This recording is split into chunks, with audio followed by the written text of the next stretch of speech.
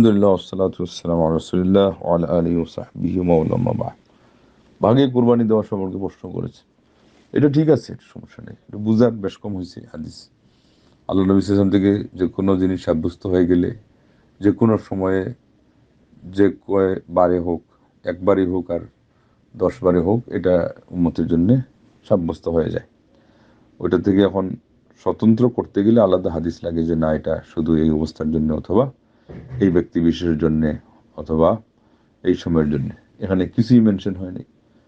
তারপরে সাহাবায়ে কেরামদের আমল সহ আছে এগুলো, মানে ওই আমলটাই তো যেটা হুদায়বিয়াতে হোক আর যেখানে হোক। এখানে শরীকি কুরবানির জন্য যখন বলা হয় না যে এটা সফরের জন্য বা হজ্জের জন্য, অতএব এটা সব সময়ের জন্য প্রযোজ্য হবে। এবং এটা আমরা বুঝলাম, আরেকজন বুঝলো না, না আরেকজন বুঝলো, আমরা বুঝলো না, এটার সাথে সম্পৃক্ত না। উম্মতে মুসলিমার যেই সমস্ত যুগের ইমামরা বুঝলে হয়ে যাবে, তারা সবাই এটা বুঝছেন এইভাবে। এই বিষয় নিয়ে ওই রকম ইমামদের মধ্যে যাদের কথায় মানুষ ব্যাখ্যা নিবে, তাদের কেউ এরকম মতানক্য করেন নাই। অতএব এরপরে যে কিছু কথা হয় এগুলো শোনারই প্রয়োজন নেই, ঠিকও না, বলার তো অধিকার নাই।